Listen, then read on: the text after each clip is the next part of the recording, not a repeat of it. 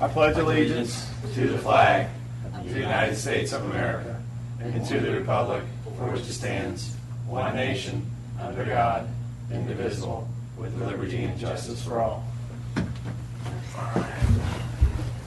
I will call this meeting to order. This is a regular meeting of the City of Milton Planning Commission. I am Peyton Jamison, Chairman. This is a 7-member commission appointed by the City of Milton Mayor and City Council, created for the purpose of holding public hearings and making recommendations on rezoning, use permits, concurrent variance applications, comprehensive land use plan, and plan map and other related plans and amendments to the zoning ordinance. Allow me to introduce some of the board members. To my left is Gary Burchett, Paul Moore, and to my right is Chris Doty and Mark Bittner. The petitions will be heard in the sequence listed on the posted agenda. I would like to acquaint you with some of the rules and procedures conducting this meeting. The applicant and all those speaking in support of an application will be allowed a total of 10 minutes to present the petition. The applicant may choose to save some of the time for rebuttal following the presentation by the opposition. The opposition will be allowed a total of 10 minutes to present its position. If time remains, the opposition will be allowed to rebut. Since the burden of proof is upon the applicant will be allowed to make closing remarks provided time remains with the allotted time. The staff of the Community Development Department will be keeping track of time and will inform you periodically of the remaining time for your presentation. Each speaker must fill out a speaker card before speaking and leave it with a staff member of the Community Development Department. All speakers will identify themselves by name, address, and organization, if applicable, before beginning their presentation. When an opponent of a rezoning action has made within 2 years immediately preceding the filing of the rezoning action being opposed, campaign contributions aggregating $250 or more to a local government official of the local government, which will consider the application, it shall be the duty of the opponent to file a disclosure with the governing authority of the respective local government at least 5 days prior to the Planning Commission meeting. A violation of the relevant state statute constitutes a misdemeanor. Therefore, if you have contributed $250 or more to a council member and you have not filed a disclosure prior to the Planning Commission meeting, the city attorney strongly suggests that you have someone else speak for your point of view. Each application has been properly filed with the Department of Community Development. Signs have been posted on each site. The matter has been advertised and notices have been mailed to property owners affected by the zoning as required by the Milton zoning ordinance. The Planning Commission's recommendation will be forwarded to the City of Milton Mayor and City Council for final disposition. The Mayor and City Council hearing will be held approximately 3.5 weeks from this hearing on the third Monday of each month at 6 p.m. in the council chambers. The Community Development Department has reviewed each application in conjunction with various agencies and departments, both internal and external to the city. Staff's recommendations, findings, and conclusions are here before us in written form, which has been made available to all petitioners and to the public. Demonstration of any sort within the chamber is prohibited, so please refrain from any applause, dialogue with the person speaking, or outbursts. Please turn off all cell phones or place them on silent. All remarks will be addressed by the Planning Commission. Please show the same respect to the person speaking that you will expect to receive yourself. In addition, the applicant shall not submit material to the Planning Commission during the meeting unless requested to do so by the Commission. All material that you wish to be reviewed by the Commission in consideration of your application should be submitted to the staff of the Community Development Department to be included in the normal distribution of packages to the Commission. Finally, to the applicant, if your petition is deferred in accordance with the Milton zoning ordinance, you are required to update or obtain a new sign for reposting. Failure to update or repost will result in further delay. There are no exceptions. At that point, I'm just rocking over here. Do we have any public comment? Any general public comment of anything that's not on the agenda? Robin? No, we don't. Okay. Okay. We close public comment. Second it. All right. All those in favor? Aye. Opposed? All right. Public comment is closed, and we'll go to approval of the action minutes. Yeah, I move we approve the action minutes of the June 24th, 2015 Planning Commission meeting as presented by staff. Second. I got a motion by Paul, second by Mark. All those in favor, please say aye. Aye. Opposed? Okay, say that again, I'm sorry. Paul made the motion. Mark seconded the action minutes. How you doing, buddy? Good. Before we move past the minutes, I have a question for you guys. I had a discussion this week, with all the meetings and community engagement of the city mayor and council on the conservation subdivision ordinance, about whether or not it was within the purview of us to go forward in discussions about the amendment or tweaking or adjustment or consideration of things we might do to improve our preservation activity or conservation activity, either in complement to or in parallel to the CSO ordinance that's before us. And the question to me was, how can you go forward when you guys haven't introduced any discussion that's ever been read into the record or whatever about tweaking the AG1 stuff? And I just happened, in preparing this week for this meeting, read our own minutes, and one of the last things that was a part of the motion that we made the other night, or at our last meeting, was that we asked the staff to explore amending the AG1 agricultural district to further assist in the conservation of land within the city. And the motion was passed, 6-0. So does that put us to the strictest of tests in case there's any question about whether or not we can be doing that kind of stuff without it being a matter of record that we've introduced the introduction of AG? So what is your goal then? Your goal is to bring it back for consideration? Is that what you're looking Not at? the CSO. No, well, what I'm saying is that there's a member of the community that challenged me on whether we could, without going through a more formal process of it coming before the planning commission and then us just, measuring it and then it going to the mayor and council. And my suggestion was that we've already suggested to staff in a motion that you guys consider AG1, Oh, yeah. Okay. components Yeah. in tandem to the CSO. I think that we're completely covered by that. Okay. So I guess I'm just looking for, probably we're okay. I mean, for you come back up, I need to start advertising it and to go through the process. You can't just, I guess there could be discussions about it Yeah. in general. Yeah, that's what I'm saying. And then maybe come when, there's two ways to do it. Either bring it up. There's an informal process and there's going to be a formal process. The informal process is we don't have to feel any restriction to discussing AG1 options, no. either formally in a meeting Not at like all. this or by the mayor and council, We because can it vote. hasn't been introduced by you guys. Right. It was introduced by us into the minutes as an activity for staff to consider. Right. So I think Yeah. we're okay. Yeah, So, sure. okay. And we've been discussing it on Yep. staff. Yeah, we have, exactly. And I recognize there's a more formal process to that as well. Right, right. You're going to bring forward something, if you choose to bring something forward in a much more significant way, at that point it would be introduced to us like things have been in the past. There would be a, Yeah. okay, great, thank you. Okay. The first item is RZ 1514, U 1504, BC 1503, 3503, and 3505 Bethany Bend by Wisdarium LLC to rezone from ONI and AG1 to ONI and a use permit for a private school to expand the existing school from 2,000 square feet to 6,000 square feet up to 150 students. A two-part concurrent variance to reduce the 50-foot undisturbed buffer and 10-foot improvement setback to a 10-foot landscape strip along the north property line, and to reduce the 100-foot setback for recreation areas to 40 feet along the north property line.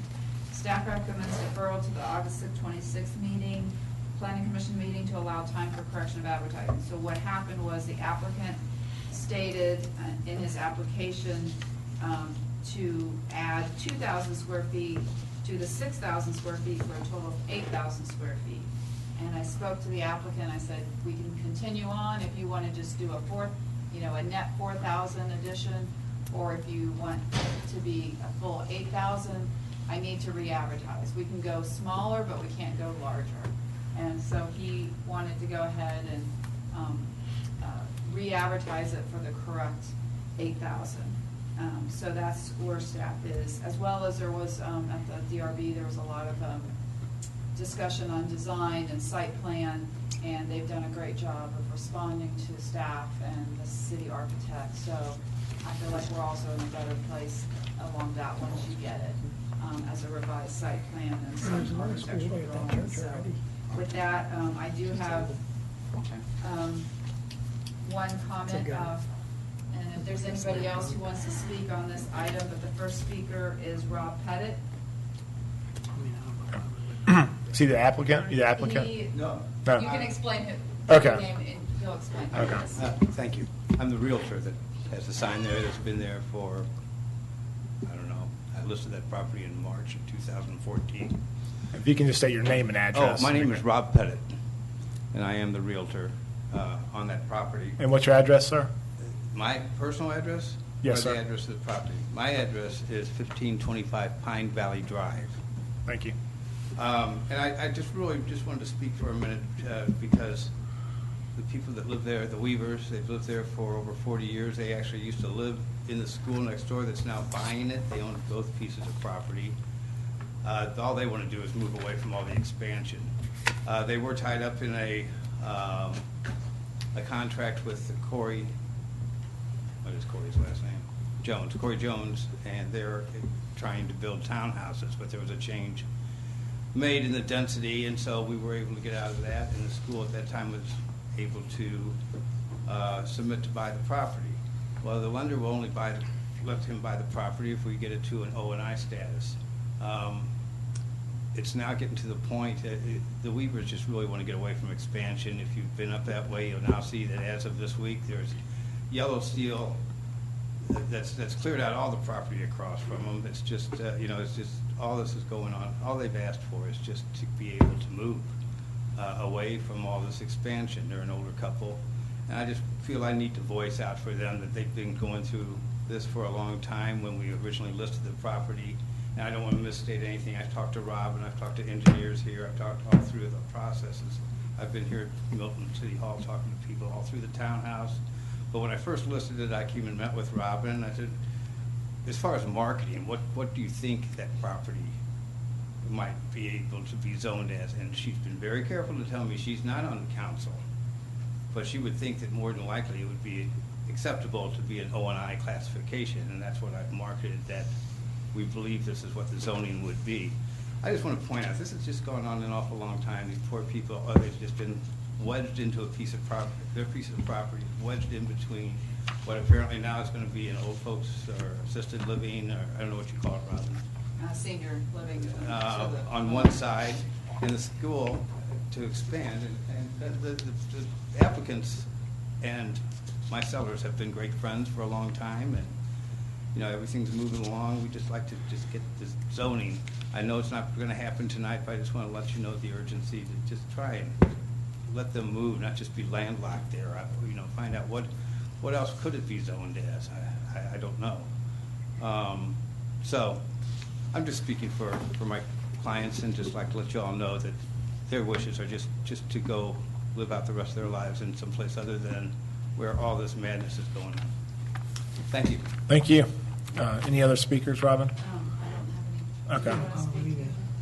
No, All right, that's that it. will close public comment. I'll open it up for questions for staff, or you can just open up and take a motion.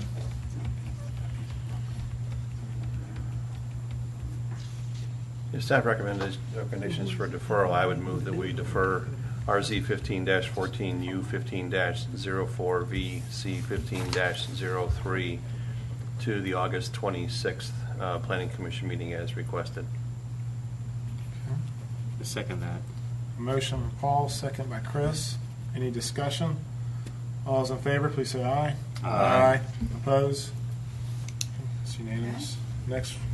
Okay, Robin.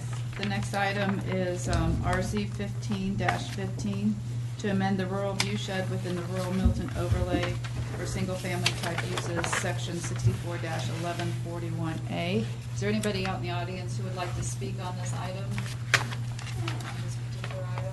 Okay. No, there's not. Okay.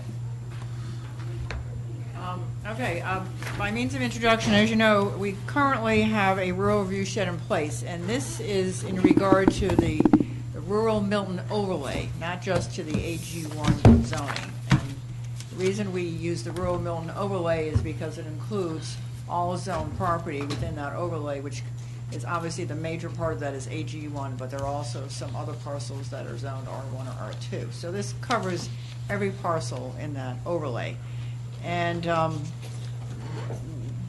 the proposal here is to expand the undisturbed buffer, and this, again, is the view shed along exterior streets. Now, this is not internal streets, but exterior streets, to extend that undisturbed buffer from 40 to 75 feet, and then an additional from 20 to 25 feet for no improvement setback, which means you can grass that, you can put your septic system under it. It doesn't have to be vegetated, but it is a setback requirement. So we've gone from 40-20 to 75-20. In addition, in order to maintain that look of a rural view shed, we felt that the entryways also should have a rural look, and that clearly that some of these entryways, which are very elaborate, with a lot of brick or stone columns, waterfalls, gatehouses, to really eliminate that look and go more to a rural look, again, to create that rural view shed. We're proposing that we eliminate opaque walls, opaque fences, water features, or accessory structures at the entrance or along exterior streets. Columns attached to equestrian-style fencing shall not exceed 8 feet in height per the approval of the city architect.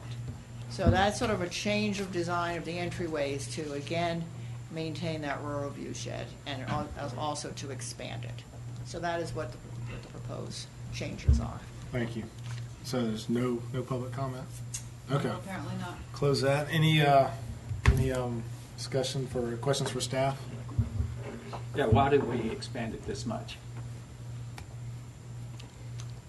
Well, again, I guess that's an arbitrary number, but we felt that going from 40 to 75 for undisturbed would push the houses back so visually that you really couldn't see them, which I think was part of the discussion that we've been hearing, which has been part of the conservation subdivision.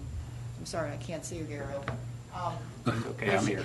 Okay. Which is about, looking at these house lots, looking at the back of houses. So it was to help alleviate that concern.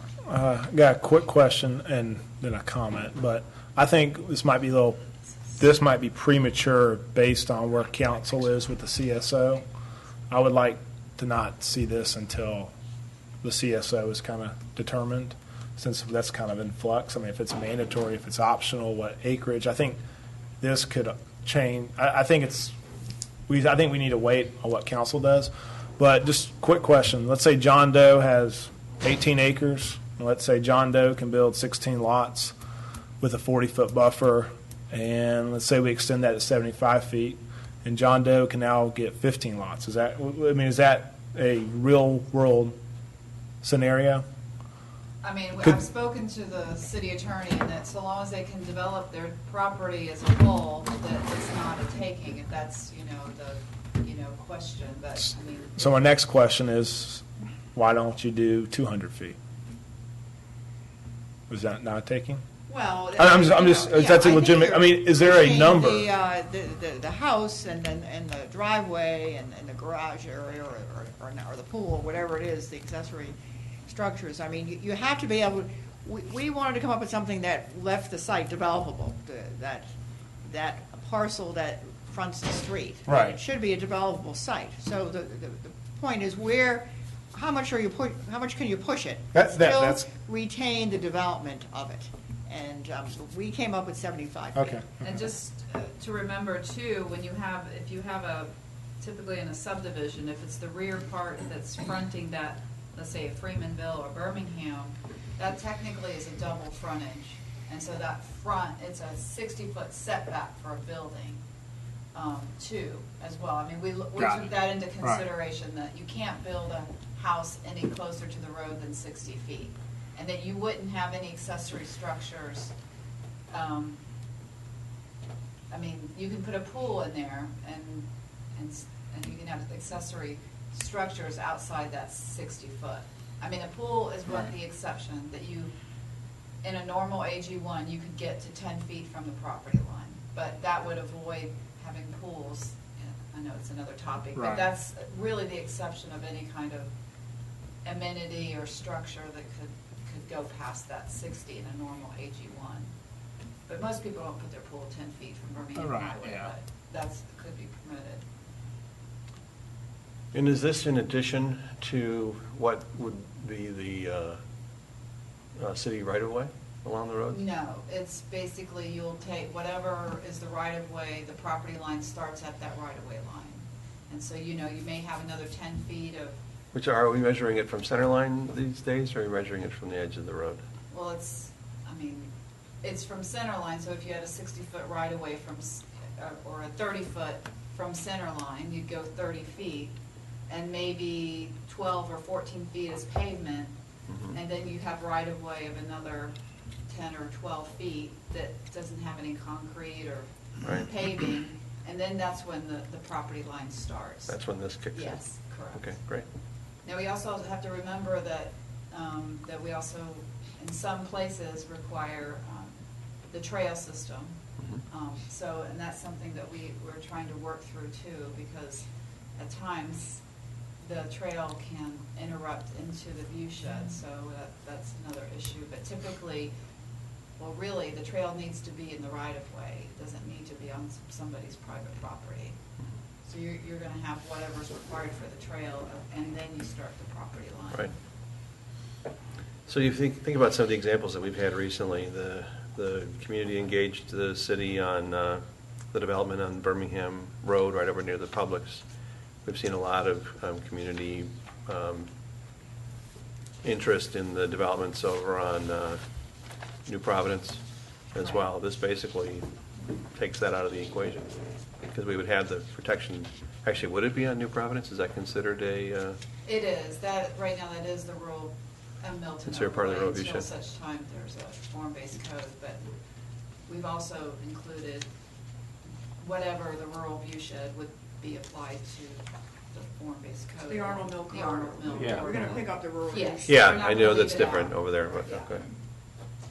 As far as New Providence, it was applied with it, it's just because of the topography and different things and grading, Yeah. it was a really tough situation. I know Mark Law tried to work a lot with the developer, trying to come up with solutions to that, Mhm. so. Okay. And the last question I've got is, I thought that at one point, within the last year, we actually did address the entrances, the formal grander entrances. Is this the first time we're actually I think voting? council changed Yeah, it. yeah. No, we did some AG1, we Yeah. did some entrances, I think. Yeah. We were doing the AG1 overlays, we did, I think there were some entrances that were, I don't know. Yes, It may and have been like fences. was Yeah, it the like the fences. Northwest overlay? Yeah, the or- Northwest, yeah, we did that. That was the fence? I mean, I we think worked that on the was- fencing, general. I thought the fencing. entrance, I thought we we took were out talking about. Modifying the Brand fences, the types of material that could be utilized, how Brush. far, I don't think it was the the- brush. It was a lot of stuff, but I don't know, I Yeah. just, maybe go back and. Okay. I think that the remainder of it, there were some issues, but I don't think that we dealt with. I mean, if we have, great. If we Yeah. haven't, this would then trump that, so. I mean, it would have overtaken, but. Yeah, we'll check that, just Yeah, to we'll make double sure. check. Yeah, I I think- remember the fence issue, but we'll check. Yeah, go back see and what look, else. at least in maybe the Northwest overlay, and see if Well, we did yeah. something there.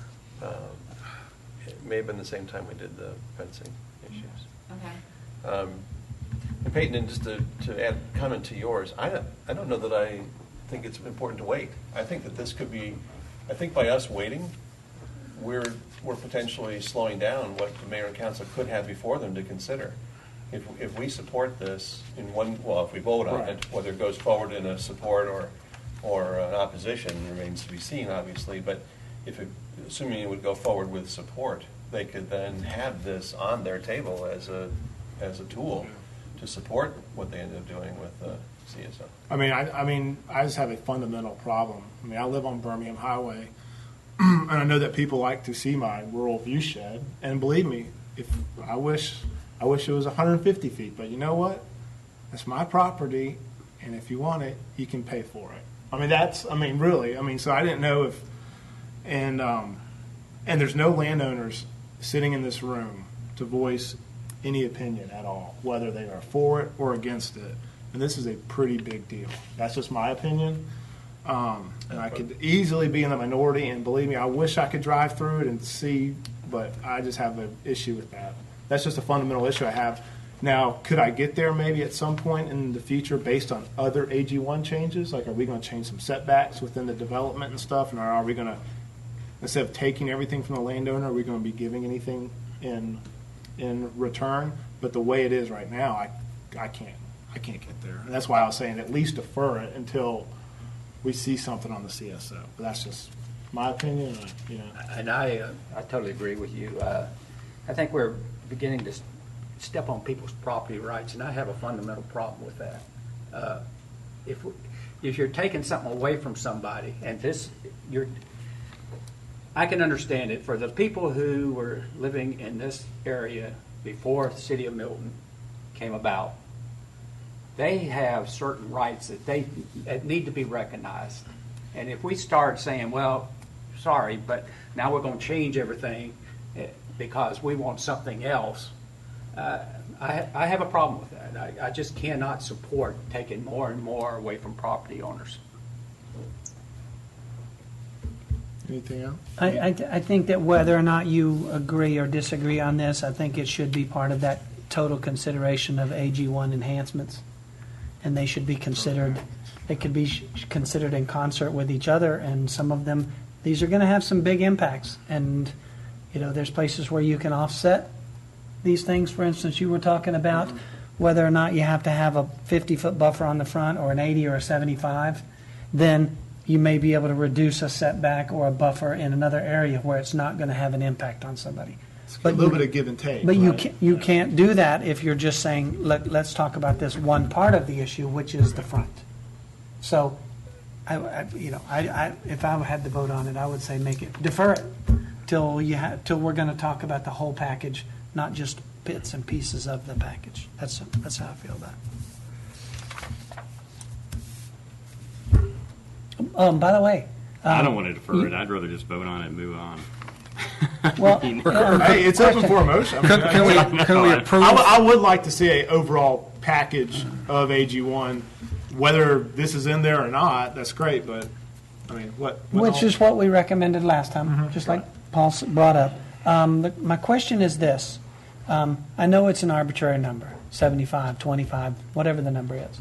But what is the max? That's what I asked. Like, is it a mile?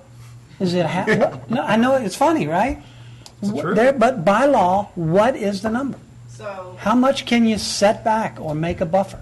so when I spoke to the city attorney, speaking on the subject of takings and what can be considered a taking, he said if you could not, let's say if you had a 12 acre property with 9 houses, let's say, 9 to 10 houses that you did.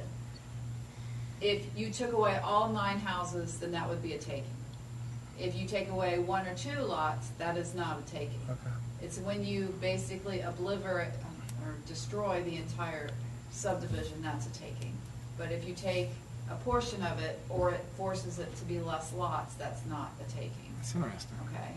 Yeah, see, I'm going to have a problem with that. I'll never follow that. I'm gonna have a problem I'm sorry, with if I was that landowner, I'd All have a big parts of that. problem. Especially, That's just me. what if somebody had land that was narrow, but it was all along the view shed? Right. And you say, well, we're setting you back 75 feet, so you can't build anything on your property. But you can have a nice farm there. Then it would be a taking if you couldn't build anything except for one. Okay, well, let's say he had one he could build. Well, You see, my point is like, You can always go to the. I'm about to say, you can what if something like this all night long. That's what attorneys are paid Exactly. for. yeah, Sorry, it would be that's why I hard. would like to know what's. There I'd like is to no know what law. the- I mean, it's, again, like she said, it would be up for a court and I a got a jury to question. decide. There's nothing written in code. Quick question: when Lauren sent that email, Yeah, she I'm mentioned not about I'm not variance. going to be able to support that. About could the BZA give a variance to developer on a rule on something like this? Yes, Yeah. it's a part Yeah. of the zoning ordinance, so anything, there's only And you a don't few know that one. exceptions. So I mean, that's what I'm saying. That actually made I actually kind of got there what So she was there's saying. only on a few that. things you can't get a variance to, but Right. anything within this Yeah. part you could do a variance to. Oh. Yeah, I mean, guys, just remember. There's a lot of options on the One of the table things here. that you guys are debating that's different than where I am is that what the Right. attorney is, our city attorney has weighed in and said it's not taking. So just keep that in your thoughts as you're, I know you're struggling with your own, in your case, Peyton, your own property. But remember, there are no property owners in this building, and there's been, I guess, you know, that's Well, that's kind of properly, disappointing. it's properly advertised. Oh, I know. You It's know, just- it was, it's they kinda had the time for you to come. disappointing, Website's available for them to review, just like you and I do. They- But I also don't know that it's our job to reinterpret the law. You know, if the law is there on the books and it's not considered a taking, I don't know that it's our responsibility to reinterpret the law. So, we'll cast a vote as we see fit. All right, I'm going to open up, any more discussion that we can open up for a motion, and I will make a motion to defer this, whatever this is called. I'll make a motion to defer section 64, I don't have my glasses, 1141, single-family type uses, landscaping. I assume this is rural view shed. Yeah, you can just say RZ 15. we defer to the, Yeah, when? I was going to say our September meeting, because Well, I don't need to, for me personally, I wouldn't say I'm deferring it for a particular time, but I'm deferring it until the point where we do the overview of the AG1 enhancements. I know Can we that's do that, upcoming, Rob? I just don't know when that's upcoming. Well, I think we really need to have, whether it's Yeah. one or two, we don't have a Need to have a date. limitation, but I don't want to just leave it hanging. It needs to come, you need to give us a date certain. I mean, you can do it for 3 months, you do it for 6 months, I don't care, but you can't just let it out there until Okay. such But time. if you do it further out, remember, you can't, But then you can't bring it back yeah, forward I mean, before then. Yeah, So you so, don't want to. So I would suggest then 90 days. I have a quick question. Is there anything in the works on an AG1 pack? I mean, we have not advertised no, it. okay. We Is haven't there, advertised the council is going to vote on the CSO September 20th. it first, yeah, whatever. I think our meeting is that Wednesday afterwards. Okay. Right. So would that be okay on the end of our And September if it's meeting? not, you or- can always defer it if you so choose again. I think that's too far out. So- We're not. Honestly, we're not my making this a part of the process. my if that's the opinion case. won't change between now and all. I mean, my opinion isn't going to change. So that's what. So the council work session is going to be on the 20th.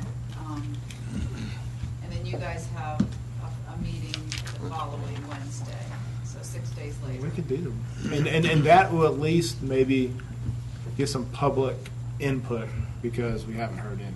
And I know that's just. I have a question. Yeah, our meeting is the 26th Of what, August? of August, and their meeting is the 20th. I don't know if this is possible. I mean, I like the A2 part, but do we have to defer is there any way to approve that part of it? Or do we have to We defer could, the whole I mean, thing? you could do it, I mean. At least we get that started. Well, but then I have to Yes, I re-advertise was for wondering. the other stuff. It's like, Yeah, why bother? yeah. Okay. I mean, we actually do pretty good so far with the developers, like the piece on Birmingham Highway, Birmingham Estates. He came in with this really grand, crazy idea on the west side of Birmingham, above Hickory Flat. And basically, between the city architect and the city arborist, they toned it way down, and he's totally happy, and he probably spent or saved thousands of dollars. So I think we have a pretty good handle on reviewing them. It's just we don't have any teeth if somebody just puts their I still foot want down. to lose that. I like that part. I don't want to put that off months and months. Yeah. We don't have to. And we do Okay, put it that's at fine. risk. We do put it at risk if, to Robin says she doesn't have Yeah. any teeth, if we don't Yeah. go forward with that. So do you have a motion? We have a motion on the table to defer. Yeah, well, I'll leave it open. What's yeah, I'm going to withdraw that motion, and I make a motion that we vote on whether or not to, vote to deny this ordinance change, Will you, amendment, whatever you call Will it you at this point. read out the? Section 64, No, here. RZ 15-15. yes, RZ 15-15. So my motion is to deny passage of RZ 15-15. Motion by Noel. Is there a second? Seconded. Motion by Noel, second by Gariel. Any discussion? Yeah. So what do you guys suggesting ends up being the solution? For denying it, let me remind you guys, this is a big discussion about, what as one of the solutions available to the city as we're addressing the CSO issue. We voted a month ago to say that the CSO was not a tool that we could bring forward in its current state. And doesn't mean that it doesn't get amended and massaged and turned into something as a tool, but right now it's not a tool we've made available to the mayor and council based on our vote. And one of the things that we talked about as a solution was changing the rural view shed. And now we brought this forward, and we have a motion to deny it. So are we in conflict with our own recommendation a month ago? What I'm in conflict was it's not a package of enhancements. It's a Yeah, single issue. I this can't is just- support it. yeah, I can't- As it is, I can't support it. I'm exactly with Nolan. Okay. All right. So it has to be part of the whole CSO package. And it has nothing to do with Depends on what's CSO as far as I'm concerned. It has to do with enhancements to AG1, to make them more conservation friendly, to make them more of a good package for Milton. Okay. And so as a single issue, I can't support this because I don't know what the ramifications are on the other parts of that. I may strongly support it I see as where part you're- of that. I just can't give you a yes on something I don't know the impact. Okay. Any more discussion? You good, Robin? Is there- I just want to kind of give you a little warning that yours is a recommendation and the council could go ahead and make a vote on it. So Well, that sure. you As they can do also- all the time. Then that's fine. I can put in the memo that you totally support the signage, entrances portion of it, if that's. I think it's up for the discussion at this point. I'm waiting until. Okay, okay. I just think it's a start, and if they can go to the design review board and get it lessened, then, BZA. Yeah. So. And it covers more. I mean, the Yeah. CSO is only going to cover a Yeah. limited number of. I understand the other AG1 concerns, but I think it's a property. start. And remember too, there's no guarantee that the mayor and council are going to adopt a CSO ordinance. And it Yeah. is under consideration, but just like we said, we can't use that as a tool because we weren't convinced it was the final solution. They may come up with the same. Right. They may, They may that change process it. could go on for a long time. I And agree. I hope it doesn't, but it certainly could. Been there, done that. And I think we're missing an opportunity, guys, to create some protections that we have heard loud and clear from the community is on their wish list. Well, you can always go back and change it too. I mean, just like we're changing it now. If it needs to be changed to make it smaller, it can be voted to change smaller 6 months from now, a year from now. I mean, it's not. Yeah. I just can't support it the way it is. Okay. Any more discussion? All those- So we have a motion to deny by Noel, a second by Gary Olson. Correct. Yep. Correct. All those in favor, please say aye. Aye. On hands, please. Okay, Opposed? it's fails. We'll call Fred up. There we go. Okay, so I make a motion that we approve RZ 15-15 as presented by staff. I'll second. All right, got a motion by Paul, a second by Mark, with 0 landowners in the room. I'm very frustrated, just to be honest. That is my discussion. It's been Yeah. advertised. and- But If I'm a John Doe landowner, I would be going not happy right But now. How about that? Peyton, there's nothing different about tonight's meeting than any other meeting that we host every single month. Absolutely. The city has met every obligation that they have to advertise this for the consideration of the community, and no community members chose to come forward tonight. Me and Paul are going to agree to disagree, and we will respect each other all day Oh, long. of course But, we you will. know, We have heard from some landowners, and we've heard we had an email from at least one Well, yeah. landowner, so. But, I know mean, that if there's- they knew so what It was- doesn't even impact her. it does. She was on Bethany. She gonna she end was up in the same Bethany boat. Interior I lot. know, Yeah. I don't know. Okay. All right. Any more discussion? All those in favor, please say aye. Aye. Opposed? Aye.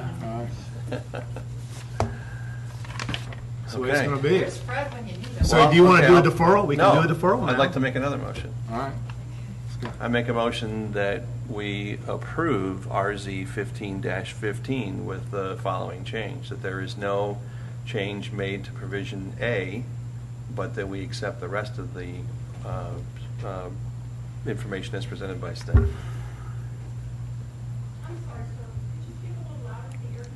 Yes. Sure. Redo your motion.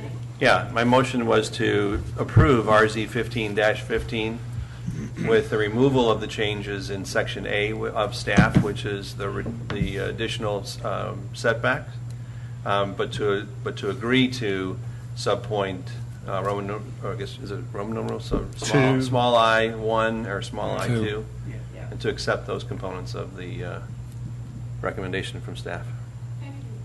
Yep. All right, motion by Paul. Is there a second? I'll second that. All right, any discussion on that motion?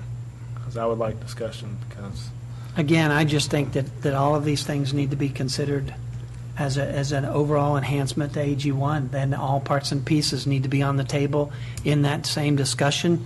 And some of them are going to be supported and some Yeah. are not. And there's going to be some give and take, and it's going to be an entire I can toolbox of enhancements. That's Yeah. just how I feel about it. And it okay. needs to be, I can see that. But didn't we just take that out of the We equation? took it out, and all we're We doing just- is- We just took we took that out, and we're just doing the any, entrances. Reduction, all we're doing Yeah. now is I- talking about not having grand entrances. I understand, you're changing what's existing now. If No, you do, yeah, no. You're not changing it, you're leaving it. okay, well then, you know what, then just leave it in there and then it'll be fine. Well, that's what he's.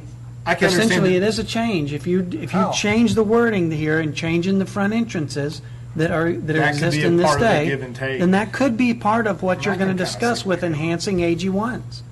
I mean, whether or not you make the streets wider or the signs bigger or taller, you're changing what they can do now. That's how I feel about it. Okay, but I would propose to you that it was it was 30 days ago that we all sat here and we were, pretty puff-chested about making sure that we respect the wishes of the community, which is to make sure that we protect the rural viewshed and make sure that we're, doing those things that are in support of preserving the rural Milton that we all know and are trying to save. And this is a step in the right direction, and we're not seizing an opportunity to do that by not moving forward with this tonight. I would just remind you guys of where you were a month ago on this and ask that you reconsider your concerns. Any other discussion? And I believe that was a motion by Paul and a second by Mark. Okay, all those in favor, please say aye. Aye. Oppose? Oh, man. Blame Fred. I'm telling you, in the morning. I think Fred gave me his proxy for tonight. Oh, no, I got it. I got it at Bible study last week. That motion fails, so let's leave it up for another motion. I know where we're going with it, so let's Not coming from me. go ahead and say it. Okay. It's not coming from me. I'll tell you what, I'll make the motion. Okay, go. I'll make a motion that RZ 15-15 be deferred until the next meeting. August 26th? Yep. Okay. I will second that. I got a motion by Gerald, second by myself. Any discussion on the deferral? What'll happen at that time period? What will change between Fred now and will then? be so Fred will be Fred here. will be Fred, here. Fred will be That's here. what the change That's is. exactly what will happen. Yes. Fred will be here. And we'll have the benefit of a work session by. Paul's gonna take Fred out to dinner. Noel's gonna take Fred out to dinner. I'm not- He's gonna I'm get not- free meals out Yeah. of it. Well, there will be a mayor and council work session between now and then, and there may. There could be I something. would also hope that that is the true. mayor and council may engage some additional members of the community, have That more is true. discussion between now and then, too, so we can see where it might go with some stakeholders. And I'm hoping that if you are talking about the AG1 enhancements, that there can be some momentum behind that at some level in this. This is just one of those things that should be included in there. So I'm okay with deferring it for 30, 60, 90 days as far as I'm concerned. Just to let you know, there's no rules about how many times you can't, there's no So just- maximum yeah. amount, so just Yeah. keep that in mind. Okay. So we have a motion to defer to August 26th, which is our next meeting. Second, any more discussion? All those in favor, please say aye. Aye. Oppose? Okay. I don't know what we're gonna do. It was 4-2. Yeah. Next item, Robin. Okay. Next item is RZ 1516 to amend private swimming pool standards for detached dwellings, and I'll just, there's a second one that's related, is RZ 1517 to create a definition for barrier and definition section 64-1. They would need to be voted on separately, though. And we have our building official, Mr. Vince Hines, here to present his findings. Good evening, everybody. Good evening. Obviously, it's my first time here, so basically what we're trying to do is the first is make sure we have a definition of what a pool barrier is. There seems to be some confusion out in the field as the difference of a fence and a barrier. So basically, all we're doing is placing this definition in here that follows pretty much along with what the building code, the swimming pool code states, and that is the barrier means a fence, dwelling wall, or non-dwelling wall, or any combination thereof, which completely surrounds the swimming pool and obstructs access to the swimming pool. Pretty simple and straightforward. So we're just discussing this right now? Just the definition? Why don't you do the other part as well? Okay, so then the other adjustment is we're changing upgrading the code dates to 2012. One was 2006 and one was 2009. So getting that updated, and then we're reducing the distance of the barrier from the water's edge of the pool from 150 to 20 feet. And this is going to be the point of contention as to what does surround the pool mean. So my interpretation always has been, in my 20 years of doing this, is surround the pool is surround the pool, to isolate it from the rest of the yard so you don't have access from the yard. And obviously here we have a different situation. We've got 10-acre lots. People don't want to have their fences, their pools boxed in. So I discussed with my colleagues before I came in the building. We had a lengthy discussion. And so where we're at really is which interpretation is correct. What does surround the pool mean? So we have different documents. I've got one here. This is state of Florida's interpretation. Barrier means a fence, dwelling wall, non-dwelling wall, or any combination thereof, which completely surrounds a pool and obstructs access to the swimming pool, especially access from the residence or from the yard outside the barrier. The building code itself is gray, just like everything else.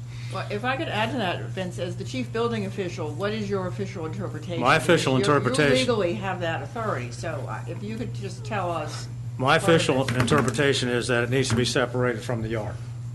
Because if you're having a big party out there and you've got a bunch of kids running around, granted, it's your responsibility to watch these kids.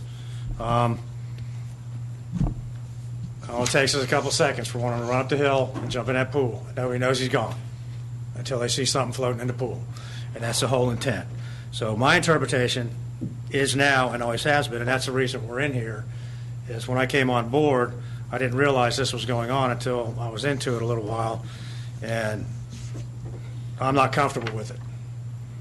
The 20 feet, is that or is that not sufficient? I don't know. It may be too tight. My intention is to see if we can come together on what does surround the pool mean. And my interpretation is to isolate the pool from the yard. That's where I'm at. I'm willing to work. Does it have to be a permanent fixture? Yes. I've got friends who have pools, like you said, and they can put up a temporary fencing around it for your exact situation. They've got a big party, small kids are there. They've got a 5-acre lot. They can put up a temporary fence within 20 feet of it, and they can secure it. And the rest of the year, when it's just them and their family with teenage kids, they don't have. I mean, the whole yard is fenced, but well, there is an option to use a safety cover That's a viable option. It's a pain. Is there public comment? Yeah, so I was about to get that. Okay, we need. Yeah, is there any Staff public? is going- Yeah, there will be, Okay. but I think staff wanted to finish their presentation. Okay, okay. So we'll definitely have Okay, that. we'll hold questions until. Yeah, and essentially where I'm at is, once again, my interpretation of surround the pool is surround the pool, isolated from the yard. And so now these folks who are in the business and who we work with every day, okay, they're obviously concerned about this, and I'm hoping to work this out to where everybody's comfortable and everybody's safe. That's my intention. So unless y'all have any questions for me, or you can hold till. Yeah, I'm gonna hold questions until we have public comment. So whoever wants to comment, just give me the sheet and I'll read them out, and then if you want to do your presentation. Can we ask a couple questions? I mean, Yeah, sure, yeah, after public comment, we'll. after public, Yeah, can I we'll- maybe ask them Sure, before? if you want to shoot one real quick, yeah. I mean, Yeah. do we know generally in other jurisdictions what the average, around a pool is? I mean, is it 20 feet? Is it, I mean, you got this number from somewhere. Is it just generally that what's? I came up with that just to provide a reasonable deck area Okay.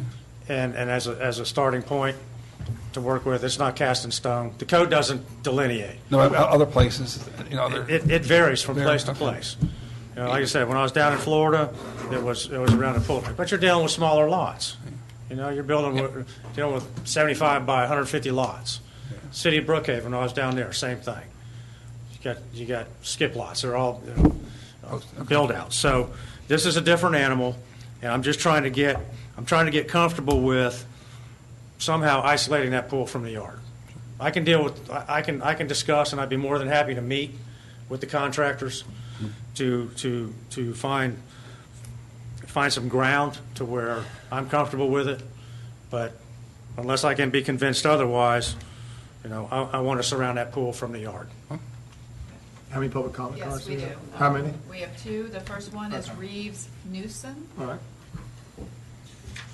Good evening.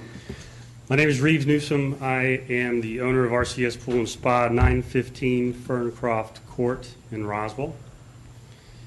I've been in building and renovating pools for the last 25 years in several states, but mostly Georgia, and over a dozen pools just in the last few years here in the city of Milton. I'm certified pool building professional through our National Industry Association, the Association of Pool and Spa Professionals. I also teach certification classes for our association on safety, filtration, and hydraulics. Throughout their existence, the APSP, formerly the NSPI, I'm not sure if you've ever heard of them either, has been at the forefront of the standards and codes that govern our industry. The IRC and IBC codes that are referenced in your local codes dealing with swimming pools have all been developed, written, and improved with the involvement of the APSP, its members, alongside state and federal agencies. These codes are vetted through months and months of debate and public comment, and they are founded on principles intended to establish provisions consistent with the scope that adequately protects public health, safety, and welfare.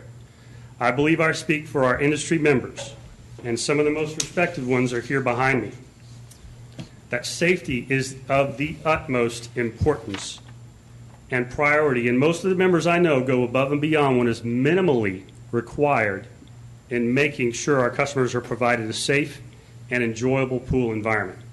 And that is what we're talking about. In this day and age, it's the backyard environment. You've seen some of these backyard environments. In addition to making a house a home, the backyard environment is of paramount importance to someone who wants to install a pool in their backyard.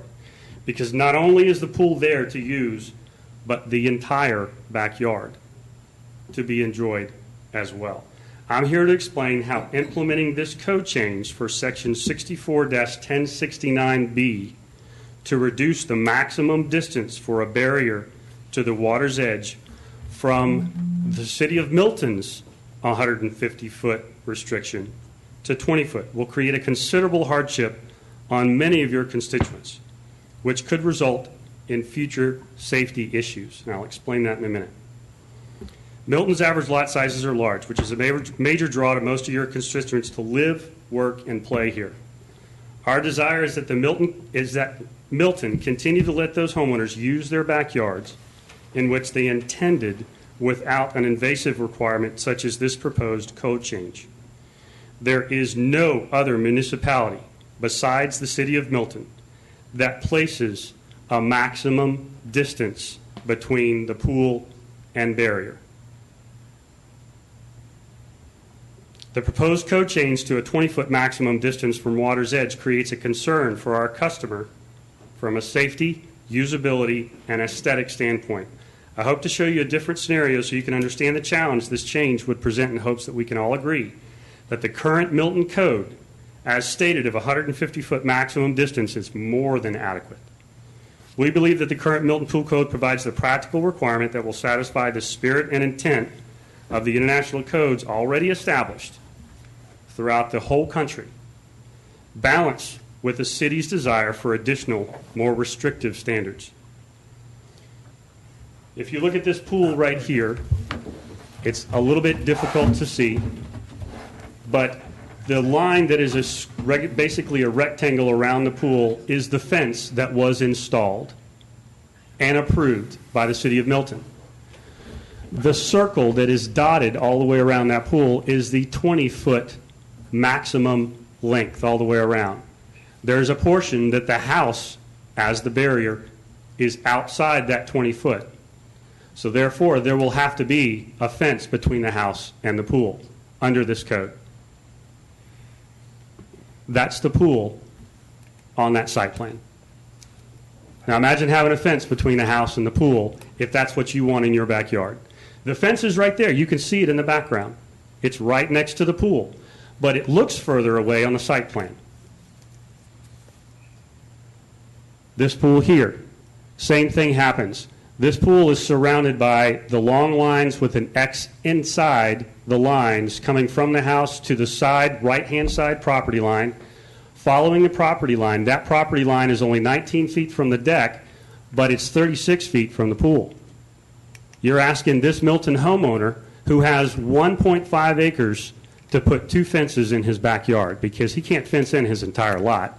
It's all trees. That's that pool. You can see the fence right there. Here's another one with a small backyard. You're asking me to put a fence 5 foot from the existing privacy fence. The pool's 25 feet away on the back property line. That would essentially cut off the whole left side of the pool because it's very difficult to get to. And lastly, this is one that's as similar to some certain pools that are here. The circled area is the 20-foot maximum. So that fence would go straight through the bar area, underneath the existing patio, to prevent me from going to my pool. Likewise, in the back, this pool was approved, and it's 86 feet away. All of that back there is all trees. Some grass. Here's the pool right here. You're asking me to put a fence surrounding that pool. That's the caliber of pools that are being built right now by these people behind me as well as us here in your city.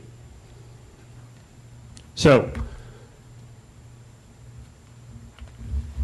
that's basically what the fence would look like surrounding this pool. And that's what you're asking us to do with having something that is even smaller than what's required. And what's required, there is no limitation. There is no limitation. I could put a fence 10 miles away, but it's surrounding my property, and it is surrounding the pool. Lastly, speaking frankly, we would like the barrier code to be as the IRC requires.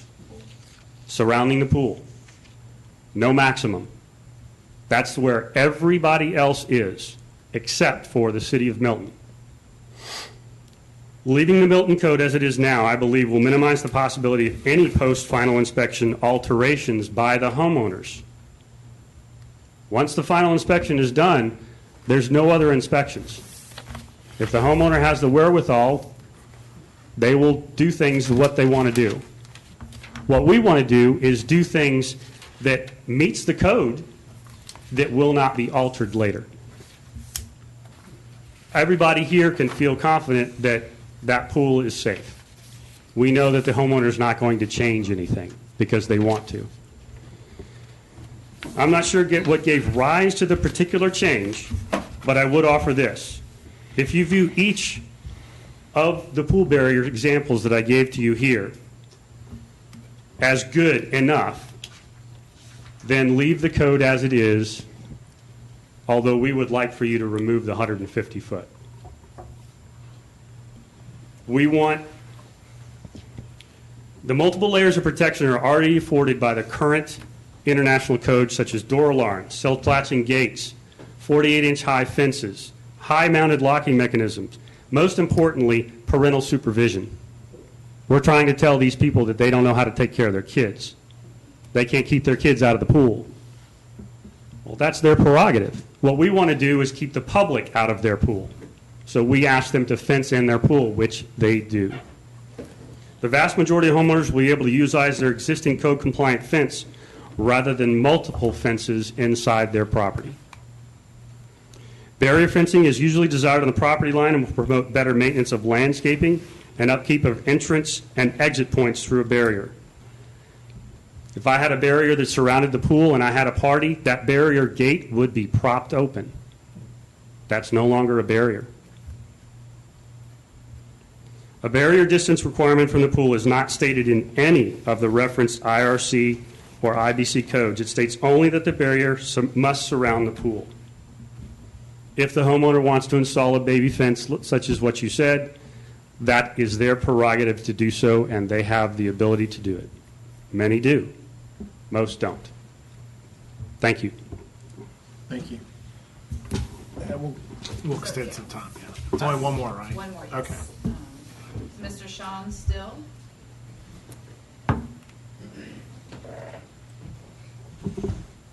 Evening. Thank you, Your Honor. Reset the timer on me. Yeah, well, it's up to them to give them more time. How much time do you need? I mean, how long do you think? Depends on if you have any questions. We won't have any Questions, questions. okay, part of your time. 5 minutes. Okay.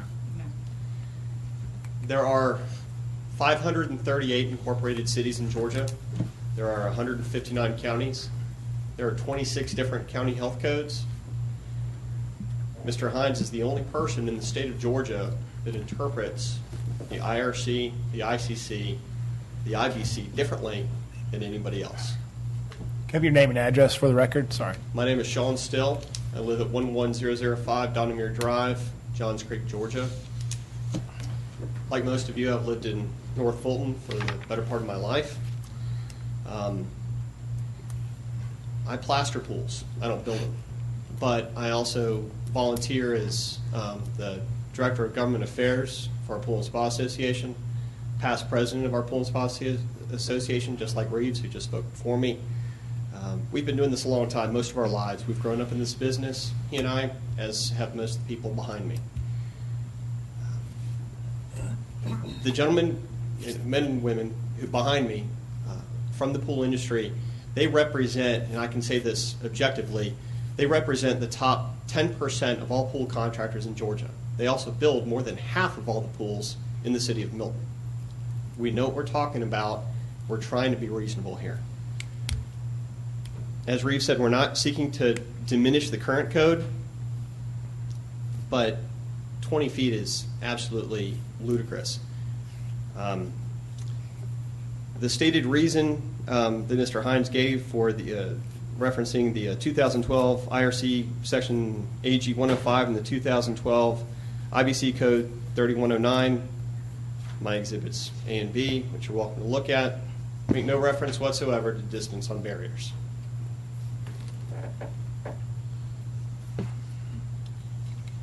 These are national documents. These are not Georgia documents. Safety is of utmost importance, particularly for our children. I'm the father of 3 daughters. I get it. I'm all about safety. But we have to be reasonable, and we have to have laws in place that people are going to abide by. We've talked a couple times tonight about temporary child safety fences. Well, all that's going to do is put the temporary child safety fence business industry, it's going to give them work, and then as soon as they get their final, it's out. As Mr. Hines stated to our group in the parking lot just before we walked in here, another barrier, door alarm codes, he said, quote, I know as soon as I walk out that back door, they're popping that battery out so they don't have to hear it.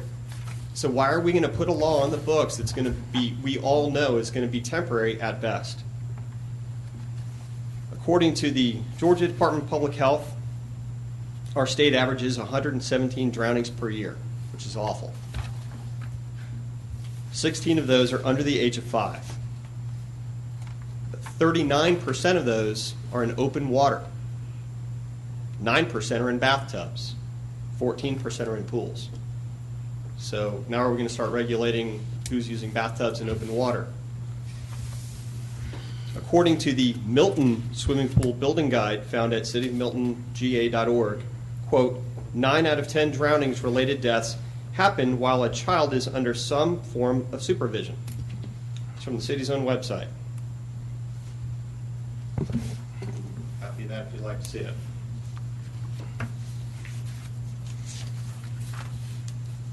The online Milton Guide is full of good information such as permit requirements, electrical, etc. It also references a few other items that need to be brought to your attention. The first one is it says hire only licensed contractors. Well, only a handful of pool builders in Georgia are licensed general contractors. The state rejected, the Georgia Home Builders Association fought to not allow pool contractors to be licensed.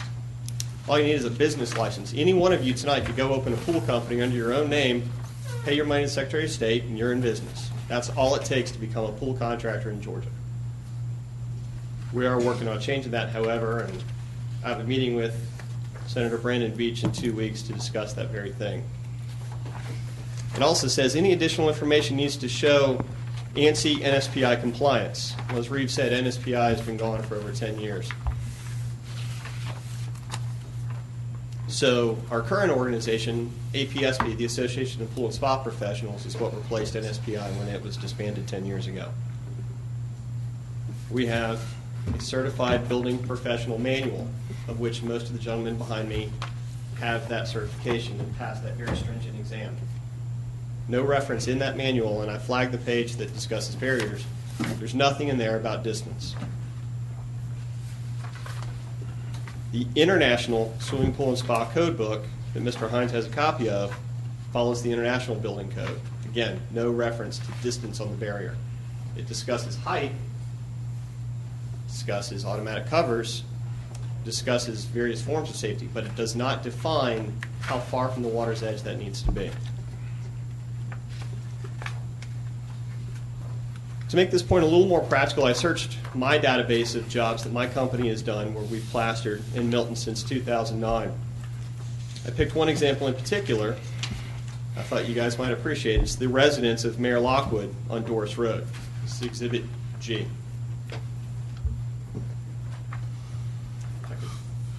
Rick might like to take a look at that.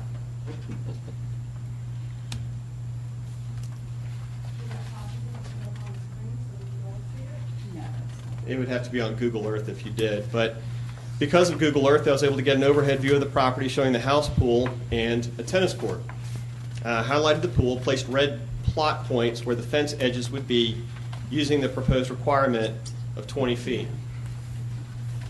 The fence would come right up to the back door of the house and be almost the same dimension as the tennis court. So essentially, he would be building another tennis court rectangle fence right off the back of his house.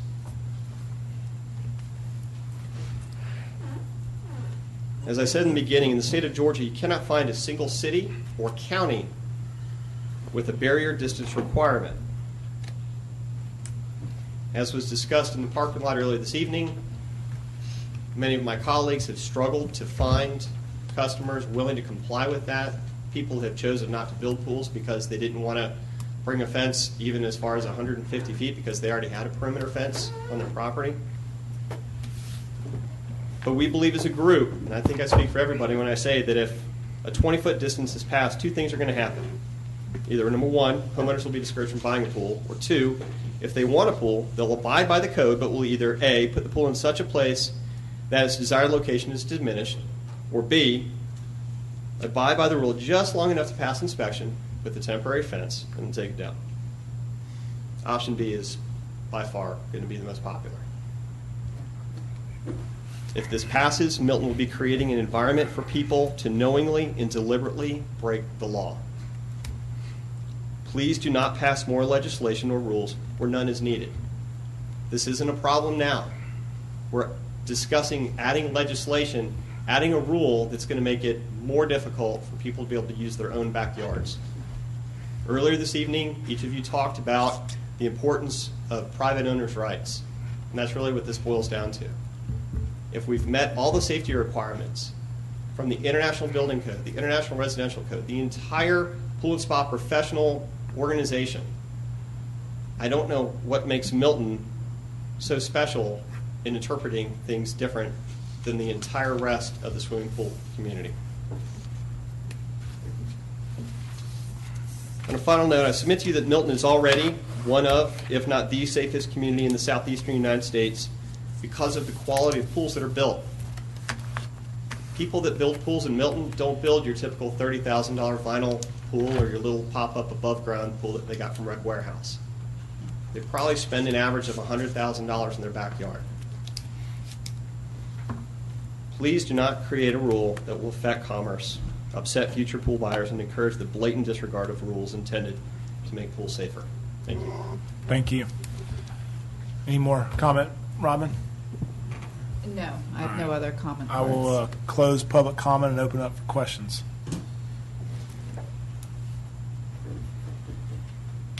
Any questions for staff? You're not saying to go back and change every pool that's already in existence, are you? You're saying going forward. Absolutely. Good. Yeah, I mean, there's pools out there, that were built during Fulton County. I suppose the mayor might be one, where there's no fence at all on the lots. It's just a pool sitting out on a lot. You know, you can't go back retroactive. Okay, good. All I'm trying to do is establish what does surrounding pool mean. To me, it's isolated from the yard. Some of the examples that Reeves showed, you know, a little manipulation here and there. You bring that fence, you don't leave it 20 feet out. You bring it closer to the house, you tie it to the house. There's ways to work around this. I'm not, as I discussed with these gentlemen before we came in, I'm open for ideas. But my interpretation is that while the code does not state a minimum, it does have a minimum distance, but the maximum distance, the intent of the building code is to isolate that pool from the yard. And so that's just where I'm at. I mean, we can work on the distance, we can work on the application, but that's just where I'm at.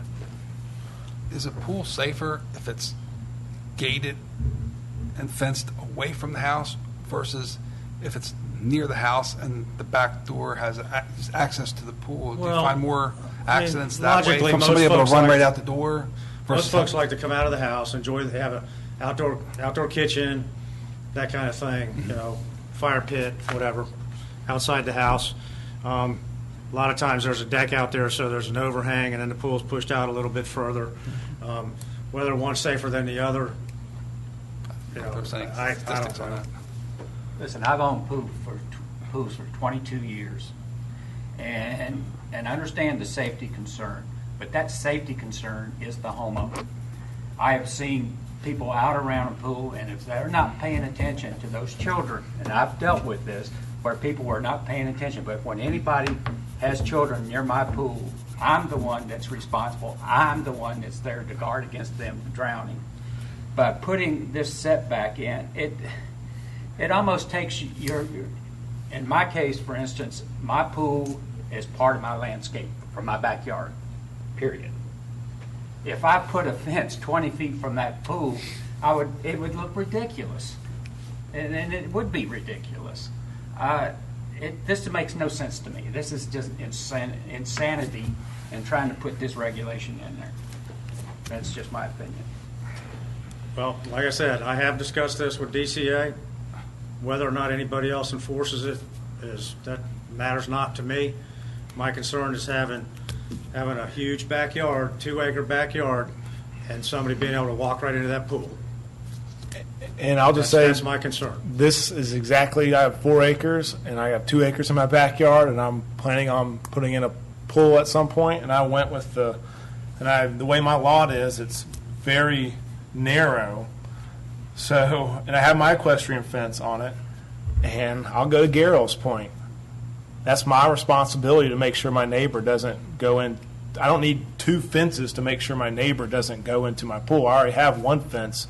That is enough. So if I have my equestrian fence and then I have a little baby gate around it, I think that's kind of ridiculous as well. That's just my opinion. That, it's just, I was on my soapbox earlier today about property rights, and this is like, that's my backyard. I understand the safety concerns. I'm a responsible adult, and that's my decision. That's just me. So, Mr. Hines, the presentation that was made by the 2 gentlemen about the rest of the state of Georgia not having a code this strict, and the fact that you're asking that we introduce something that is significantly more strict than what they deal with anywhere else in the state, you've obviously got some reason that you're choosing to go significant different direction than what the state's introduced. Can you help me understand Yeah, why? in my past life, I've not worked in the country like this, okay?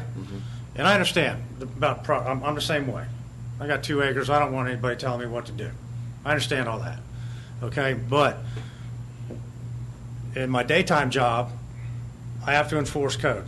And as was brought up before, public health, safety, and welfare. Reeves brought that up, okay? And yes, I know for a fact that people take the battery out of the alarm. It's there, they provide it, for me to do my final inspection, and what they do after that, same thing. They got a 20-minute garage door in their garage to their house. If they want to pull that out, put a 9-light door in there, that's their prerogative after I'm gone, so they can see what's going on in the garage. I can't fix that. I can't help that. I can't stop them from doing that. So I've dealt with, especially in Florida, they use pool cages in Florida, screen them in, keep the mosquitoes out. Another option here, keep the leaves out of your pool. But the way these kidney-shaped pools and all that, it's not really an option. Nor are the safety covers, because of the odd-shaped pools. And as was discussed earlier, the safety cover's there when I inspect. After that, it's gone. And now we have a pool out in the middle of the yard, just like we had originally. So where do you go? It goes back to, how do you interpret surround the pool? If you look up dictionary and surrounding the dictionary, same thing. They're related to combat. You're in a group, you're surrounded. Nobody can get in, nobody can get out. So that's just the way I interpret it. But do you take any? I get your consideration, and I get your concern, and I also understand your history with Florida, and I think we are very different than some of the Florida examples, and we're even different from where you may have worked and closer to the town. The fact that you're asking us to be so remarkably different than all the others, do you not see any room for? I do have room, and I suggested prior to the meeting that we possibly table that distance, right? Bring in the definition, table that distance. I'll set up a meeting with the contractors. Obviously, the guys that are here are the guys I don't have to worry about. The reason this came up is for the other probably 60% or 70% of the contractors out there. That's always the reason for this.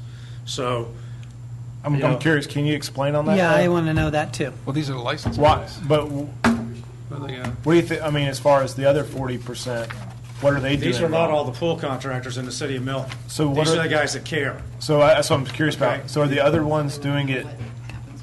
Well, What happens? Well, you have I'm curious how you. have missed inspections. You got pools shot without inspections. You've got covered pipe.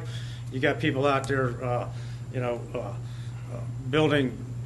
working beyond the scope of their pool permit, building pavilions and things like that. That once that exceeds the scope of their licensure. Okay. So we deal with this stuff all the time. But we're talking about fence. Yeah, we're talking, what about fence? That's what, one of the Well, no, issues. the question was, what have I been up against, and why are these guys different? Right. These guys are different because they care. That's why they're here tonight. And so, in light of that, I'm willing to table this distance, meet with them, and come to a consensus on how we can make something happen in a positive fashion. So if I may just make another observation that hasn't really been addressed, is that, you know, like Mr. Hines said, you know, these are the responsible and respectable contractors and represent those people, but in our everyday workings with pool contractors and with the citizens, when they come in with a pool permit, it's really the pool contractors could care less about the fencing. All they're there to do is to build the pool. And so we have to follow up, and maybe Mr. Hines can make a comment on this, that there's many times that the pool is done and the contractors walk away and they say, I'm done with my job. And the truth is, I believe the permit is for the pool and the barrier. And even though they could the property owner can subcontract out with a fence permit, or fence company, that needs to be done prior to a CO of a pool. And then some people choose not even to do a CO of a pool. They think, I don't want a fence. Yeah, they just don't bother. I mean, the permit expires, and you know, they're using the pool. Got it. So- The pool completion's complete. Yeah. The pool contractor could care less or just see. That's right. Okay. So, I mean, and Yeah, I these are understand just that. some of the things that we work with. And I mean, that's going to happen no matter. That's going to happen. No Wouldn't matter that, what. Yeah. I mean, doesn't that expose the homeowner to, if there's an It does. ordinance in place? Oh, I mean, for somebody drowns in that insurance-wise. pool, Oh, yeah. they're out of that house. Yeah. I mean, It's always been a requirement that you have a fence. I mean, A barrier, yeah, that's- like it says. Fulton County had that before we became a city. I mean, I've never had one built in 22 years that wasn't a requirement to have a fence. I'm just curious. So what's on the books? Is it 1/5? I'm just curious. 150. Is the way it is today? Right. Right. Okay. And we changed that a few years ago. It used to be nothing, and our previous Okay. building official felt uncomfortable with that. And Okay. that's when it was changed from nothing to 150, Okay. because of the very large estate lots and the issues that comes up with.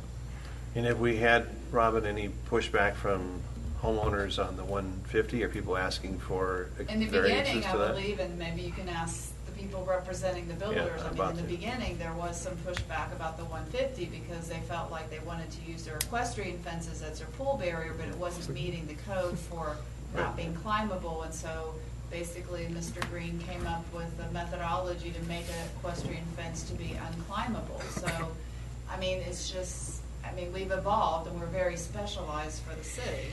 But it was definitely, people did not like the 150. Yep. But, I mean, there wasn't anybody to come to protest it at the time of the change. So with the current application of it, if they are asking to use their equestrian fence as the perimeter, do we require that they make it unclimbable if they're going to state that equestrian They fence is need to their meet the perimeter? requirements for a pool barrier. Right.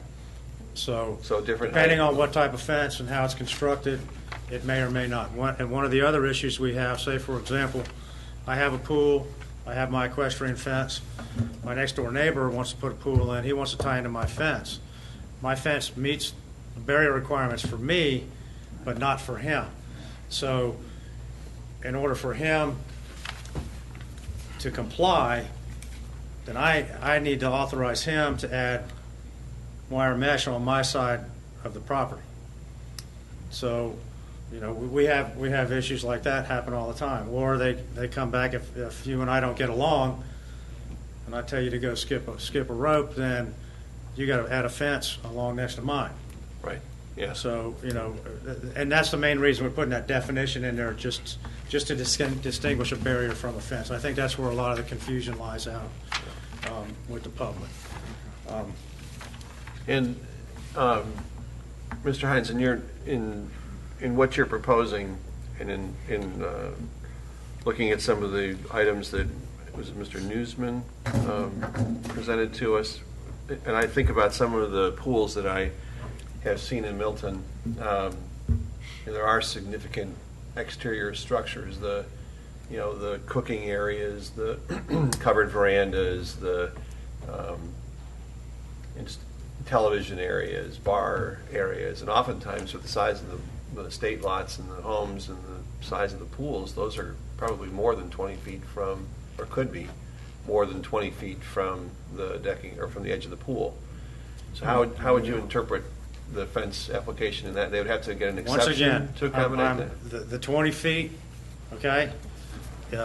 It's obviously initiated discussion, okay? I'm going back to my interpretation of the intent of the code, and that is to surround the pool, okay? Right. So if they've got that area, and, everybody's hung up on these equestrian fences. There's nice fences that can be utilized as barriers that don't take away from your view, that don't affect, it's not, the equestrian fence is not the only type of barrier that can be used. Right. That's the barrier I wanna But that's use. not my question. There's many options out there. So my question is, how do you deal with another structure that's a part of the pool presentation? Well, obviously, we'd have to look at it on a case-by-case basis, but if that pool area is surrounded and it's inclusive of that structure, then, that would probably be okay. But I'm suggesting it's not. And I would tell you that probably 100% of the pools that I've been to in the neighborhood that I live in and some of the adjoining neighborhoods that I go to, that would require an exception. And so what we're introducing then is legislation that would require an exception every single time we build a pool. Because they are building some of those superstructures that are, beyond the parameters of what you set with the 20 feet. So then we're asking, staff or you to go out and make an interpretation 100% of the time. I don't know that that's necessarily what you intended. Well, I wouldn't be 100% of the time, but, I'd be willing to do work on a case-by-case basis.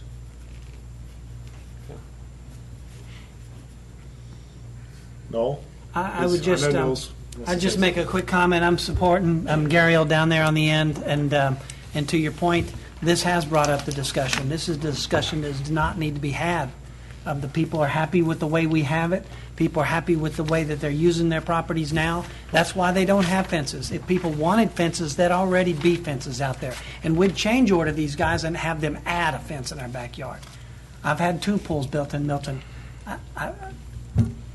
Put the fence at the property line if you want to. If you have got 20 acres, put the fence at the property line if you want to, as far as I'm concerned. The fence is there to keep the public out of your property. And it's not necessarily there. If you want one to keep yourself from being, near your pool, then put that in. But it shouldn't be a requirement for everybody to have to do that. We're getting in people's business. Simply put, we are in people's business. Enough. I make a motion to deny this change. I don't know the number. Please again. say the name, please. It is Before you okay, do that, okay. Robin, we've got on our document, you're asking. You have 2 different ones. Yeah, you got 2 different numbers. So you're doing- Is it 64-1609 or is it 64-1069? 64, where do you say 64? This right here, it just says 1069, Yeah, you've got- this is 1609. Oh, Or okay. here, Oh, got it. on the- It doesn't matter. On the agenda, you've got. So it's 1069B, but Okay. it's the RZ, which includes all those changes. Right. So that's correct. If you just reference it as RZ 1516, that's Yeah, it. okay. I would like you to, no matter what happens, Yeah, approve the are you really years. good with the, What's wrong with the years? That's why, Yeah, yeah. 2012. well, and then Yeah, on we need to B, have those in. Yeah, they Right. Okay, definitely We need to okay, have the okay. 2012. It's the B, B1B. the first B, not the Yep. little b down Yep. below. So it's everything below B at the top is what's up for But changes. in your motion, and I don't see that there's anything wrong with adopting. That's on the second one. Um, That's the RZ Yeah, 1517. that's a different- Oh, I'm So sorry. we'll have to Okay, read, that's you know what I second. mean? All right. So you want to restate that motion to okay that?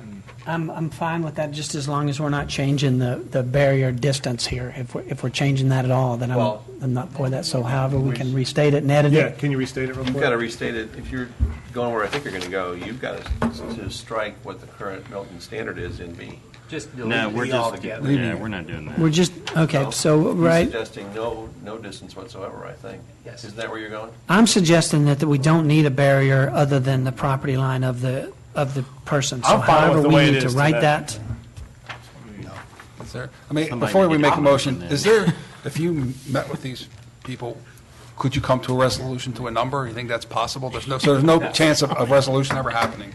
It's either 150 or bust, I guess? It's a wide variety. Okay. Well, we're still the only city that even has a maximum distance from what they're saying. That's so, my I mean, problem. we're already the safest city in all of Georgia bingo. Yeah, so, I mean, I'm, with a 150-foot barrier.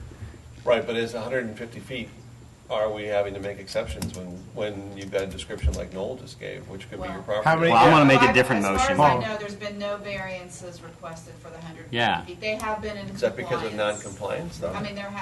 I mean, nobody to the point that they've asked for that variance, so. And if they ask for a variance, they're probably going to get it anyway, so. Yeah.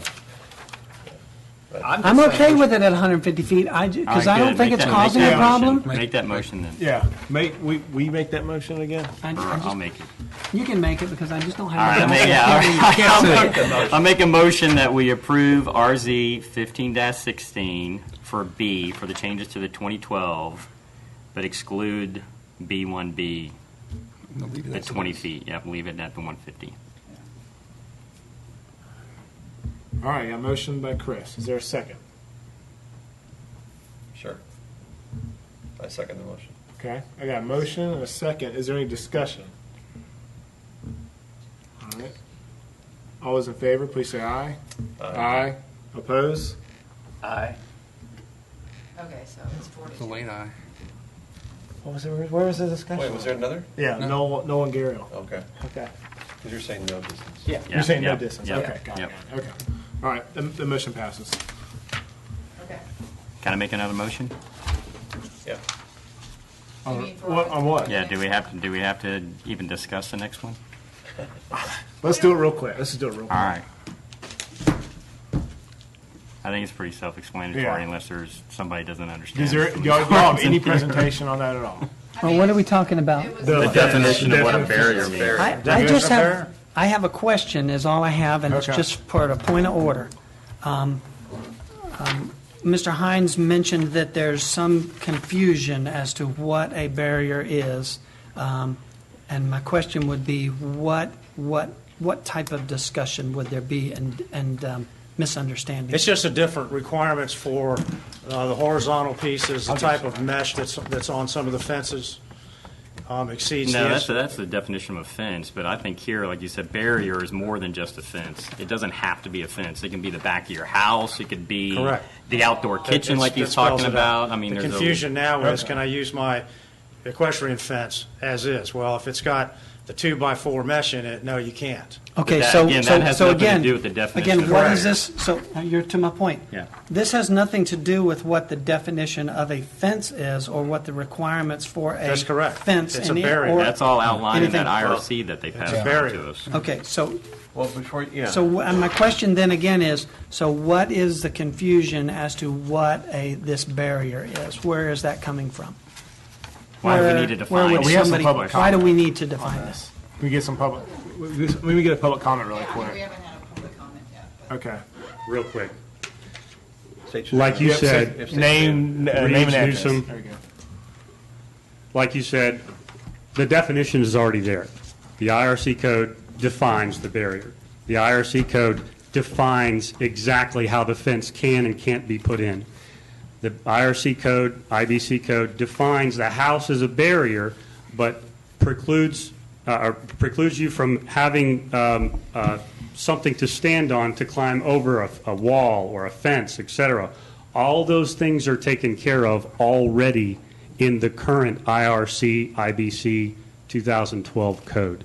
So all those definitions are there.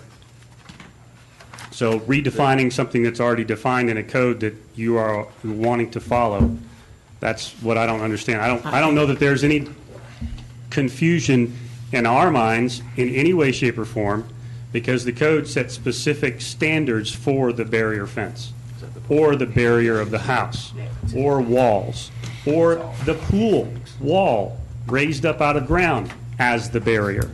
All those things are defined, none of which are a distance from a pool defined. I want to say that one more time. But everything specific to what a barrier can and can't be is defined specifically, down to inches and feet. Thank you. I'm sorry, before you leave the podium, I'm good. Oh, yeah. Is that definition that you just referred to in the IBC code 3109, is that in the Yes. what you just gave? All of those are in the definitions, and generally, they're all the same language. All they're doing is copying it from one thing to another. Yeah, okay, I'm seeing where it does say barriers. Chain link fence can't be more than 2 1/4 inches, all those things. And you all have a stringent barrier of that opening for an equestrian fence, by the way, than anybody else. You're the only ones. So, So are we confusing the issue, Robin, by, in the fact that we're saying section 64-1 with definitions and introducing barrier here with the words swimming pool? Are we narrowing the description of barrier too finitely by addressing only swimming pool areas where the adoption of a, Barrier is a swimming pool. when you may have a barrier that could be to keep somebody from my well, or, Well, that's, yeah, I mean, the purpose is I just to wanted to make define sure it that- for, it's really, the purpose is for a swimming pool. but is this the only time where we're dealing with the word barrier in our city code? No, it says right here in B, all swimming pools shall be completely surrounded by a barrier as required by 2012 IRC Section 8G 105 or the IBC Section 3109. Right, that's not my point. My point is, are we introducing the word barrier as a definition only for consideration in swimming pools? And are we then going to be in conflict if we use the word barrier anywhere else? Well, currently, I don't, there is, that's why there is currently no definition of barrier in the zoning ordinance. And then we wanted to kind of like have our belts and suspenders. Yes, it's in the IBC, it's in all these codes, but we want to have mom and pop to say, hey, this is in the zoning, this is a definition of a barrier, and all the specifics are, you know, with the building department to make sure that the contractors are doing the specifics. But we do this all the time. You all have asked us to make definitions that's part of a use permit or define things. That's all we're doing. I mean, Right, it's just. and the I'm belts and supporting that. suspenders, Yeah. So maybe I'm not being clear in what I'm asking. As far as I know, there's no other word that we use in the zoning ordinance about barrier. Would not Okay, pertain and to anything by else. introducing the word barrier with the swimming pool reference in here, are we creating No, not. an opportunity for, Well, why don't we just A make a narrow- swimming pool barrier? Would that be easier? I think that we better serve there to say swimming pool barrier Yeah, then and it's reserve the very right to clear. use the word barrier with the definition as appropriate for other areas. Because you are addressing swimming pool barrier in the fact that you're using the IBC section 3109. When I look at some of these, it gives very specific barrier descriptions, you know, by height and Yeah. materials and whatever. By putting it into the definitions, it's a customer service related type of thing. We just want people to know, they don't have to look it up in the building code. Yeah. And so, but it really relates to the swimming pool. So I would suggest that in the motion that we make, that if we're going to include the definition of barrier, that we call it swimming pool barrier. I'd also like to see reference to the IBC and IRC. Well, it is, you're Well, it adopting is. it. Well, I'm talking about if we're going to put this in here separately. Oh, as, you know, Yeah. as Yeah. defined by the. Yes. Yeah, okay. I'd buy into that. Whose motion is it? My motion is we decline or deny RZ 15-17. I don't see a need for another definition of barrier. I second that. Yeah, yeah, That's discussion, so you can. yeah, motion, Chris, second by Noel. Any discussion? you were going to go. I think I'm fine either way. I mean, I say there's mean, already yeah, I mean- definition in. Yeah, and it's To me, more this it's is more pretty good. well defined than our definition. All right, here we go. Any more discussion? All those in favor, please say aye. Aye. Opposed? There we go. What did you do, Paul? It was unanimous. supported it. Supported it. Oh, I didn't see your hand go Yeah. up. Oh, I just. I heard it. So there we go. So it was all 6-0? Yes. Yeah. Shut all those buttons. Need a light. All right. That's, anything else, Kathy or Robin, before we adjourn? I have a question for staff. All right, Paul? So with what happened this week with the mayor and council, with the work that they're going to be doing on the CSO, the next time they're going to hear anything formally is on the 20th. Correct, 5 Do you- o'clock. Yeah, do you expect that we're going to end up with that coming back to us? Is there a reason for it to come back to us? I We- don't we voted, anticipate right? it. I don't anticipate it coming back. I'm moving sort of in a forward direction. I'm not sure it will come back. But of course, the council can, I can't speak for the council. mean, Well, I haven't heard some discussion introduced into the record the other night that they thought it should come back to the planning commission. And then there was at one point, our chairman was brought forward to speak as a private citizen, but as a member of the planning commission, oh, yeah. Get him. Yeah. Tell him to To, come out and get his stuff. About whether he had an opinion about this, and he, I thought, did a terrific job of saying, we've cast our vote. Right, right. So I don't necessarily see a need for it to come back. No, I Well, don't see I'm it not coming- saying it. I really don't. I I'm mean, done. you know, the council, of course, can always decide to ask your council. I mean, you know. Yeah. But at this point, it's scheduled for the 20th for discussion.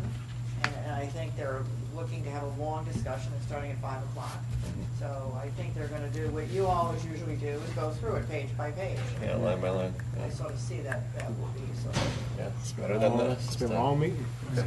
All right. Okay, thank you. And the other thing, just for your guys' benefit, I didn't talk to Ken Gerard about it, but I had an interesting conversation with Jason Wright about it the other night. Jason, not too long ago, came before us and gave us a quick education on our, some guidance on our presence within social media or in the media.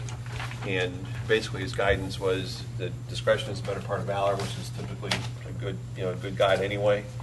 And I asked him about that the other night because of the article that was written by one of our council members that I found inappropriate because it was written at a point in time when that item was still under consideration, had not been voted on. And basically what he was telling the community was how he was intending to vote. But I found it inappropriate. So I asked Jason, who had given us that coaching on our presence in the media, assuming it would also apply to the mayor and council, and he actually offered up to me a newer interpretation since the time he gave us the quick education on it. That is based on a ruling by the Supreme Court on our right to free speech, that Matt was entirely within his right to write that article, or write that letter to the editor, and it also would apply to us. That I think most of us have taken a pretty conservative approach about trying to stay out of the limelight, and if you're called upon for a quote, you certainly can do that, and Peyton does a nice job of representing the planning commission to the paper. But it's also, in many cases, kept me from standing at the podium to express my concerns as a private citizen, because I didn't want to, because there was a point in time earlier in our existence as a city when there was a lot of fire and brimstone about whether or not we could represent ourselves as private individuals and not be misinterpreted because you become synonymous with your role in the boards that we sit on.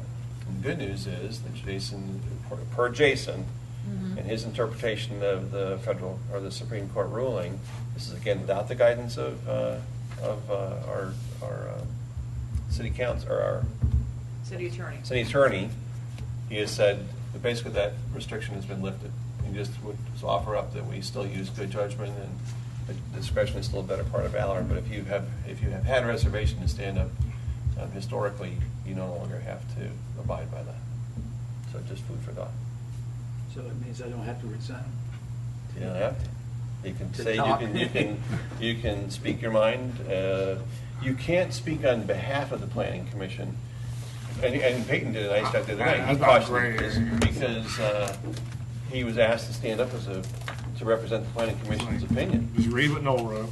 And what he did was he stood up and said, as a member of the planning commission, Right. I can't speak to that, but as a private citizen, I'll give you my opinion.